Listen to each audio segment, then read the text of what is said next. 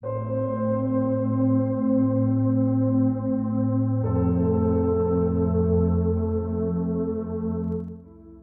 باللہ من الشیطان الرجیم بسم اللہ الرحمن الرحیم اللہم صلی علی سیدنا و مولانا محمد وعلی آل سیدنا و مولانا محمد وبارک وسلم۔ باب نمبر 4، حضرت مالک بن دینار رحمۃ اللہ علیہ کے حالات و مناقب۔ تعارف: آپ حسن بصری کے ہم اثر ہیں۔ آپ کا شمار بھی دینی پیشواؤں اور سالکان طریقت میں ہوتا ہے۔ آپ کی پیدائش اپنے والد کے دور غلامی میں ہوئی۔ آپ کا نام دینار تھا۔ ظاہری اعتبار سے گو آپ غلام زادے ہیں، لیکن باطنی طور پر فیوز و برکات کا سرچشمہ ہیں اور با اعتبار کرامات و ریاضت آپ کا درجہ بہت بلند ہے۔ دینار کی وجہ تسمیہ: ایک مرتبہ آپ کشتی میں سفر کر رہے تھے اور منجدہار میں پہنچ کر جب ملاح نے کرایہ طلب کیا تو فرمایا میرے پاس دینے کو کچھ بھی نہیں ہے۔ یہ سن کر اس نے بد کلامی کرتے ہوئے آپ کو اتنا زد و کوب کیا کہ آپ کو غش آ گیا، اور جب غشی دور ہوئی تو ملاح نے دوبارہ کرایہ طلب کرتے ہوئے کہا اگر تم نے کرایہ ادا نہ کیا تو دریا میں پھینک دوں گا۔ اسی وقت اچانک کچھ مچھلیاں منہ میں ایک ایک دینار دبائے ہوئے پانی کے اوپر کشتی کے پاس آئیں اور آپ نے ایک مچھلی کے منہ سے دینار لے کر کرایہ ادا کیا۔ ملاح یہ حال دیکھ کر قدموں میں گر پڑا اور آپ کشتی سے دریا پر اتر گئے اور پانی میں چلتے ہوئے نظروں سے اوجھل ہو گئے۔ اسی وجہ سے لفظ دینار آپ کے نام کا حصہ بن گیا۔ خود غرضی و اخلاص میں فرق: آپ نہایت خوبصورت اور بہت دولت مند تھے اور دمشق میں سکونت پذیر تھے اور حضرت معاویہ کی تیار کردہ مسجد میں اعتکاف کیا کرتے تھے۔ ایک مرتبہ خیال آیا کہ کوئی صورت ایسی پیدا ہو جائے کہ مجھ کو اس مسجد کا متولی بنا دیا جائے۔ چنانچہ آپ نے اعتکاف اور اتنی کثرت سے نمازیں پڑھیں کہ ہر شخص آپ کو ہمہ وقت نماز میں مشغول دیکھتا، لیکن کسی نے بھی آپ کی طرف توجہ نہ کی۔ پھر ایک سال بعد جب آپ مسجد سے برآمد ہوئے تو ندائے عینی آئی کہ اے مالک، تجھے اب توبہ کرنی چاہیے۔ چنانچہ آپ کو ایک سال تک اپنی خود غرضانہ عبادت پر شدید رنج و شرمندگی ہوئی، اور آپ نے اپنے قلب کو ریا سے خالی کر کے خلوص نیت کے ساتھ ایک شب عبادت کی تو صبح کے وقت دیکھا کہ مسجد کے دروازے پر ایک مجمع ہے جو آپس میں کہہ رہے کہ مسجد کا انتظام ٹھیک نہیں ہے، لہٰذا اسی شخص کو متولی مسجد بنا دیا جائے اور تمام انتظامی امور اس کے سپرد کر دیا جائیں۔ اس کے بعد متفق ہو کر پورا مجمع آپ کے پاس پہنچا، اور جب آپ نماز سے فارغ ہو چکے تو عرض کیا کہ ہم باہمی متفقہ فیصلے سے آپ کو مسجد کا متولی بنانا چاہتے ہیں۔ آپ نے اللہ تعالیٰ سے عرض کیا کہ اے اللہ، میں ایک سال تک ریاکارانہ عبادت میں اس لیے مشغول رہا کہ مجھے مسجد کی تولیت حاصل ہو جائے، مگر ایسا نہ ہوا۔ اب جب کہ میں صدق دل سے تیری عبادت میں مشغول ہوا تو تیرے حکم سے تمام لوگ مجھے متولی بنانے آ پہنچے اور میرے اوپر یہ بار ڈالنا چاہتے ہیں، لیکن میں تیری عظمت کی قسم کھاتا ہوں کہ میں نہ تو اب تولیت قبول کروں گا اور نہ مسجد سے باہر نکلوں گا۔ یہ کہہ کر پھر عبادت میں مشغول ہو گئے۔ دنیا کی حقیقت: بصرہ میں کوئی امیر آدمی فوت ہو گیا اور اس کی پوری جائیداد اس کی اکلوتی کو ملی جو بہت خوبصورت تھی۔ ایک دن اس نے حضرت ثابت بنانی کی خدمت میں حاضر ہو کر عرض کیا کہ میں نکاح کرنا چاہتی ہوں، لیکن میری خواہش ہے کہ نکاح مالک بن دینار کے ساتھ ہوتا کہ ذکر الہی اور دنیاوی کاموں میں وہ میری مدد کر سکیں۔ چنانچہ ثابت بنانی نے اس کا پیغام مالک بن دینار تک پہنچا دیا، لیکن آپ نے فرمایا کہ میں تو دنیا کو طلاق دے چکا ہوں، اور چونکہ عورت کا شمار بھی دنیا ہی میں ہوتا ہے اس لیے طلاق شدہ عورت سے نکاح جائز نہیں۔ ایک مرتبہ آپ کسی درخت کے سایہ میں آرام فرما رہے تھے اور چشمدید گواہوں نے بتایا کہ ایک سانپ نرگس کی شاخ سے آپ کو پنکھا جھل رہا تھا۔ تکلیف کا انجام راحت ہے۔ آپ اکثر فرمایا کرتے کہ میں شرکت جہاد کا خواہش مند ہوں، لیکن جب ایک موقع جہاد کا آیا تو مجھ کو ایسا بخار آیا کہ جانے کا نام ہی نہ لیتا تھا۔ چنانچہ اس غم میں ایک شب یہ کہتا ہوا سو گیا کہ اگر خدا کے نزدیک میرا کوئی مرتبہ ہوتا تو اس وقت بخار کبھی نہ آتا۔ پھر خواب میں دیکھا کہ ندائے غیبی سے کوئی کہہ رہا ہے کہ اے مالک، اگر آج تو جہاد کے لیے چلا جاتا تو قیدی بنا لیا جاتا اور کفار تجھے سور کا گوشت کھلا کر تیرا دین ہی برباد کر دیتے، لہٰذا یہ بخار تیرے لیے نعمت ہے۔ پھر میں نے بیدار ہو کر خدا کا شکر ادا کیا۔ کیفیت ولایت۔ کسی ملحد سے آپ کا مناظرہ ہو گیا اور دونوں اپنے کو حق پر کہتے رہے، حتیٰ کہ لوگوں نے یہ فیصلہ کیا کہ دونوں کے ہاتھ آگ میں ڈلوا دیے جائیں اور جس کا ہاتھ آگ سے محفوظ رہے اس کو حق پر تصور کیا جائے۔ چنانچہ ایسے ہی کیا گیا اور دونوں میں سے کسی کے ہاتھ کو بھی ضرر نہ پہنچا۔ لوگوں نے فیصلہ کر دیا کہ دونوں برحق ہیں، لیکن آپ نے تنگ دل ہو کر اللہ تعالیٰ سے عرض کیا کہ 70 سال میں نے عبادت میں گزار دیے مگر تو نے مجھے ایک ملحد کے برابر کر دیا۔ ندا آئی کہ اے مالک، تمہارے ہاتھ کی برکت سے ہی ایک ملحد کا ہاتھ بھی آگ سے بچ گیا، اگر وہ تنہا آگ میں ہاتھ ڈالتا تو یقیناً جھلس جاتا۔ ایک مرتبہ جب آپ شدید بیمار ہو کر صحت یاب ہوئے تو کسی ضرورت کے تحت بہت ہی دشواری سے بازار تشریف لے گئے، لیکن اتفاق سے اسی وقت بادشاہ کی سواری آ رہی تھی اور لوگوں کو ہٹانے کے لیے ایک شور بلند ہوا۔ آپ اس وقت اس قدر کمزور تھے کہ ہٹنے میں دیر ہو گئی اور پہرہ دار نے آپ کو ایسا کوڑا مارا کہ درد کے مارے آپ کے منہ سے یہ کلمہ نکل گیا، خدا کرے کہ تیرے ہاتھ قطع کروا دیے جائیں۔ چنانچہ دوسرے ہی دن کسی جرم کی پاداش میں اس کے ہاتھ کاٹ کر چوراہے پر ڈلوا دیے گئے، لیکن آپ کو اس کی حالت دیکھ کر بہت رنج ہوا۔ منقول ہے کہ ایک نوجوان بدماش آپ کا ہمسایہ تھا اور لوگ اس سے بہت پریشان رہتے۔ چنانچہ ایک مرتبہ لوگوں نے آپ سے اس مظالم کی شکایت کی تو آپ نے اس کے پاس جا کر نصیحت فرمائی۔ چنانچہ اس نے گستاخی سے پیش آتے ہوئے کہا کہ میں حکومت کا آدمی ہوں اور کسی کو میرے کاموں میں دخیل ہونے کی ضرورت نہیں۔ آپ نے جب اس سے فرمایا کہ میں بادشاہ سے تیری شکایت کروں گا تو اس نے جواب دیا کہ وہ بہت ہی کریم ہے اور میرے خلاف کسی کی بات نہیں سنے گا۔ آپ نے فرمایا کہ اگر وہ نہیں سنے گا تو میں اللہ تعالیٰ سے عرض کروں گا۔ اس نے کہا کہ وہ بادشاہ سے بھی زیادہ کریم ہے۔ یہ سن کر آپ واپس آ گئے، لیکن کچھ دنوں کے بعد جب اس کے ظالمانہ افعال حد سے زیادہ ہو گئے تو لوگوں نے پھر آپ سے شکایت کی اور آپ پھر نصیحت کرنے جا پہنچے، لیکن غائب سے آواز آئی کہ میرے دوست کو مت پریشان کرو۔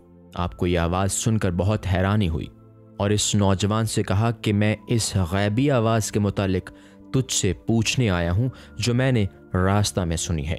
اس نے کہا کہ اگر یہ بات ہے تو میں اپنی تمام دولت راہ خدا میں خیرات کرتا ہوں، اور پورا سامان خیرات کر کے نامعلوم سمت کی طرف چلا گیا، جس کے بعد سوائے مالک بن دینار کے کسی نے اس کو نہیں دیکھا، اور آپ نے بھی کبھی مکہ معظمہ میں اس حالت میں دیکھا کہ بہت ہی کمزور مرنے کے قریب تھا اور کہہ رہا تھا کہ خدا نے مجھ کو اپنا دوست فرمایا ہے، اس پر اور اس کے احکام پر جان و دل سے نثار ہوں، اور مجھے علم ہے کہ اس کی رضا صرف عبادت ہی سے حاصل ہوتی ہے، اور آج سے میں اس کی رضا کے خلاف کام کرنے سے تائب ہوں۔ یہ کہہ کر دنیا سے رخصت ہو گیا۔ ایک مرتبہ کسی یہودی کے مکان کے قریب آپ نے کرایہ پر مکان لے لیا اور آپ نے حجرہ یہودی کے دروازے سے متصل تھا۔ چنانچہ یہودی نے دشمنی میں ایک ایسا پرنالہ بنوایا جس کے ذریعہ پوری گندگی آپ کے مکان پر ڈالتا رہتا اور آپ کی نماز کی جگہ ناپاک ہو جایا کرتی، اور بہت عرصہ تک وہ یہ عمل کرتا رہا، لیکن آپ نے کبھی شکایت نہیں کی۔ ایک دن اس یہودی نے خود ہی آپ سے عرض کیا کہ میرے پرنالے کی وجہ سے آپ کو تو کوئی تکلیف نہیں۔ آپ نے فرمایا پرنالہ سے جو غلاظت گرتی ہے اس کو جھاڑو لے کر روزانہ دھو ڈالتا ہوں، اس لیے مجھے کوئی تکلیف نہیں۔ یہودی نے عرض کیا کہ آپ کو اتنی اذیت برداشت کرنے کے بعد بھی کبھی غصہ نہیں آیا؟ فرمایا کہ خدا تعالیٰ کا یہ حکم ہے کہ جو لوگ غصہ پر قابو پا لیتے ہیں نہ صرف ان کے گناہ معاف کر دیے جاتے ہیں بلکہ انہیں ثواب بھی حاصل ہوتا ہے۔ یہ سن کر یہودی نے عرض کیا کہ یقیناً آپ کا مذہب بہت عمدہ ہے، کیونکہ اس میں دشمنوں کی اذیتوں پر صبر کرنے کو اچھا کہا گیا ہے، اور آج میں سچے دل سے اسلام قبول کرتا ہوں۔ ضبط نفس۔ آپ برسوں تک ترش یا میٹھی چیزیں نہیں کھاتے تھے اور رات کو روکھی روٹی خرید کر افطار کر لیا کرتے۔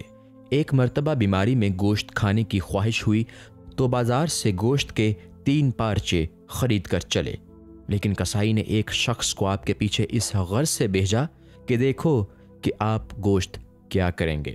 آپ نے کچھ دور چل کر گوشت کو سونگھ کر فرمایا کہ اے نفس، سونگھنے سے زیادہ تیرا حصہ نہیں، اور یہ کہہ کر وہ گوشت ایک فقیر کو دے دیا۔ پھر فرمایا کہ اے نفس، میں تجھے کسی دشمنی کی وجہ سے اذیت نہیں دیتا، بلکہ تجھ کو صبر کا مرتبہ حاصل کرانے کے لیے ایسا کرتا ہوں، تاکہ اس کے بدلے تجھے لازوال نعمت حاصل ہو جائے۔ پھر فرمایا، یہ مثل میرے فہم سے بالاتر ہے کہ جو شخص 40 دن گوشت نہیں کھاتا، اس کی عقل کمزور ہو جاتی ہے، جبکہ میں نے 20 سال سے گوشت نہیں چکھا اور میری عقل میں کوئی کوتاہی نہیں ہوئی، بلکہ کچھ زیادتی ہی نظر آتی ہے۔ یہ واقعہ اس شخص نے پورے کا پورا قصائی سے آ کر بیان کر دیا، جس نے اس کو آپ کے پیچھے لگایا تھا۔ آپ نے بصرہ میں 40 سال قیام کے باوجود کبھی ایک کھجور بھی نہیں کھائی، اور لوگوں سے فرمایا کہ میں نے کبھی کھجور نہیں کھائی، اور نہ کھانے سے نہ تو میرا پیٹ کم ہوا اور نہ تمہارا پیٹ بڑھ گیا، لیکن 40 سال کے بعد ایک مرتبہ کھجور کھانے کی خواہش ہوئی تو فرمایا کہ اے نفس، میں تیری خواہش کی کبھی تکمیل نہ ہونے دوں گا۔ اور جب خواب میں آپ کو کھجور کھانے کا اشارہ ملا اور یہ فرمایا گیا کہ نفس پر سے پابندی ختم کر دے، تو آپ نے بیداری کے بعد نفس سے خطاب کرتے ہوئے فرمایا کہ میں اس شرط کے ساتھ تیری تمنا پوری کر سکتا ہوں کہ تو 1 ہفتہ تک مسلسل روزے رکھے۔ چنانچہ نفس کشی کے لیے ہفتہ بھر کے روزے رکھے۔ اس کے بعد کھجوریں خرید کر مسجد میں لے گئے، مگر وہاں کھانے سے قبل ایک لڑکے نے اپنے باپ کو آواز دے کر کہا کہ مسجد میں کوئی یہودی آ گیا ہے۔ اس کا باپ یہودی کا نام سنتے ہی ڈنڈا لے کر دوڑا، لیکن آپ کو شناخت کر کے معافی کا خواستگار ہوتے ہوئے کہا کہ ہمارے محلہ میں دین میں یہودیوں کے سوا کوئی نہیں کھاتا اور سب لوگ روزہ رکھتے ہیں، اس لیے بچہ کو آپ کے یہودی ہونے کا شبہ ہوا، آپ اس کی خطا معاف فرما دیں۔ یہ سنتے ہی آپ نے جوش میں آ کر فرمایا، بچوں کی زبان غیبی زبان ہوتی ہے۔ پھر اللہ تعالیٰ سے عرض کیا کہ بغیر کھجور کھائے ہوئے تو آپ نے یہودیوں میں شامل کر دیا، اور اگر کہیں کھا لیتا تو نامعلوم کفار سے بھی زیادہ میرا برا انجام ہوتا، لہٰذا میں قسم کھا کر کہتا ہوں کہ اب کبھی کھجور کا نام نہ لوں گا۔ گناہوں کا اثر۔ آپ کسی مریض کی بیمار پرسی کے لیے تشریف لے گئے، اور وہ چونکہ مرنے کے قریب تھا، اس لیے آپ نے اس کو کلمہ پڑھنے کی تلقین فرمائی، لیکن وہ کلمہ پڑھنے کی بجائے بار بار 10 اور 11 کہتا۔ پھر جب آپ نے زیادہ اصرار کیا تو اس نے کہا کہ میرے سامنے آگ کا ایک پہاڑ ہے، اور جب میں کلمہ پڑھنے کا قصد کرتا ہوں تو وہ آگ میری جانب جھپٹتی ہے۔ آپ نے جب لوگوں سے اس کے متعلق پوچھا تو انہوں نے کہا کہ یہ سود خور بھی تھا اور کم تولنے والا بھی۔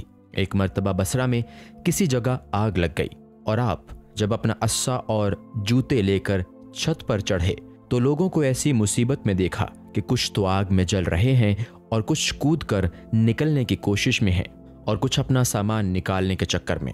یہ دیکھ کر فرمایا کہ ہلکے پھلکے لوگ تو نجات پا گئے اور بھاری بھرکم لوگ ہلاک ہو گئے، اور قیامت کے دن بھی یہی منظر ہوگا۔ خوف خدا۔ ایک مرتبہ جعفر بن سلیمان آپ کے ہمراہ سفر حج میں تھے۔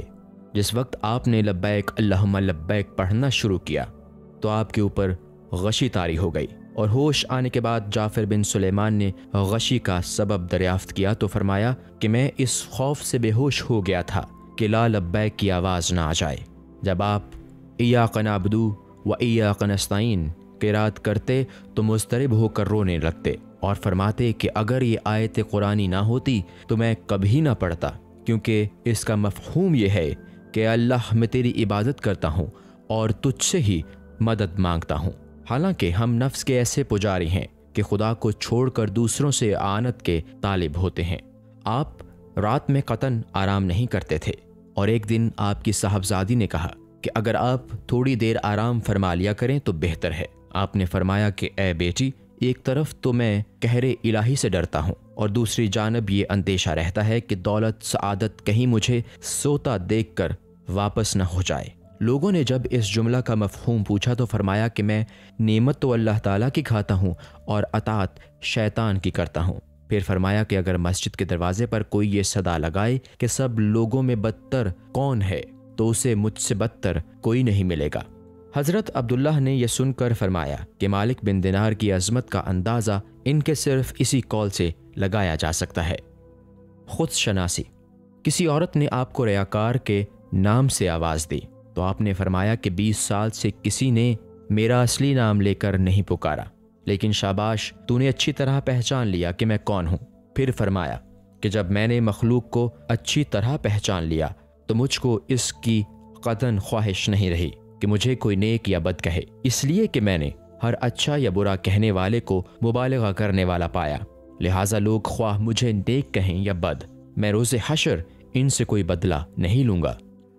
اقوال زرعی، فرمایا کہ جس سے قیامت کے دن کوئی فائدہ حاصل نہ ہو، اس کی صحبت سے کیا فائدہ، کیونکہ اہل دنیا تو فالودہ کی طرح ہیں، جو ظاہر میں خوش رنگ اور باطن میں بدمزہ ہوتا ہے، اور اس دنیا سے اسی لیے اجتناب بہتر ہے کہ اہل نے علماء کو بھی اپنا تابع بنا لیا ہے۔ فرمایا کہ جو لغو باتیں زیادہ کرتا ہے اور عبادت کم، اس کا علم قلیل، قلب اندھا اور عمر رائیگاں ہے، کیونکہ میرے نزدیک اخلاص سے بہتر کوئی عمل نہیں۔ فرمایا کہ اللہ تعالیٰ نے حضرت موسیٰ کو بذریعہ وحی حکم دیا کہ فولادی عصا لے کر زمین پر چلو اور ہر جدید اور عبرت انگیز شے کی جستجو کرو، اور اس وقت تک ہماری حکمت و نعمت کا مشاہدہ کرتے رہو جب تک جوتے گھس نہ جائیں اور عصا ٹوٹ نہ جائے۔ اس کا مفہوم یہ ہے کہ ضبط و فقر سے کام لینا چاہیے۔ جیسے عربی کا ایک مقولہ ہے، دین ایک روشن دلیل ہے اور اس میں نرمی و آہستگی کے ساتھ مشغول رہو، اور تورات میں ہے کہ ہم نے تمہیں اپنا مشتاق بنا لیا لیکن تم نہ بن سکے۔ پھر آپ نے فرمایا کہ میں نے آسمانی کتابوں میں دیکھا ہے کہ اللہ تعالیٰ نے حضور اکرم صلی اللہ علیہ وسلم کی امت کو دو ایسی نعمتیں عطا فرمائی ہیں جو جبرائیل اور میکائیل کو بھی عطا نہیں ہوئیں۔